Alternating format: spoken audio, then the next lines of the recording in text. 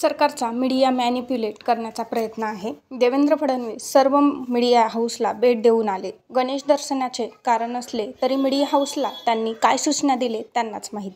परंतु त्यांनी भेटी दिल्यानंतर अचानक आंदोलनाबद्दल नकारात्मक बातम्या सुरू झाल्या. मराठ्यांकडून हाकेवर भ्याड हल्ला, मराठा आंदोलकांकडून महिला पत्रकारांसोबत गैरवर्तन, आंदोलकांकडून मुंबईकरांना त्रास, आंदोलकांकडून हुल्लडबाजी अशा बातम्या सुरू झाल्या. सध्या मुंबई व राज्यात मराठ्यांबद्दल सहानुभूतीचे वातावरण निर्माण झाले आहे.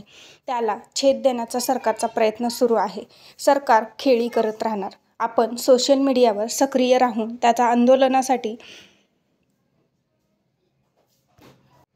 यथायोग्य मार्ग वापर करा. आंदोलकांनी शिस्त पाळा. भेटायला येणारे नेते कोणत्याही पक्षाचे असोत, त्यांना त्रास देऊ नका.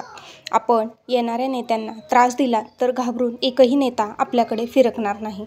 पत्रकारांना त्रास देऊ नका. पोलिसांशी हुज्जत घालू नका. जरांगे पाटलांना शेवटपर्यंत साथ द्या. मुंबईकरांना त्रास होईल असं काही वागू नका. कुठलीही कृती करताना मनोजदादांना हे अपेक्षित आहे का याचा विचार करा. आंदोलनात कोणी अपप्रकार करण्याचा प्रयत्न केला तर जागीच रोखा. जातीची मान खाली जाणार नाही याची काळजी घ्या. पाटलांनी आपल्यासाठी जीव पणाला लावलेला आहे. आपण शेकडो किलोमीटर दूर आलो आहोत. गावाकडील बांधव आपण आरक्षण घेऊन येऊ या अर्थाने बसले आहेत. त्यांचा हिरमोड करू नका.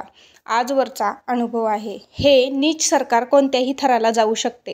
आपण स्वयंशिस्त पाळा. जबाबदारीने वागा. महत्त्वाचे संदेश सर्व आंदोलकांपर्यंत पाठवा. मराठा आंदोलकांसाठी ही महत्त्वाची सूचना होती.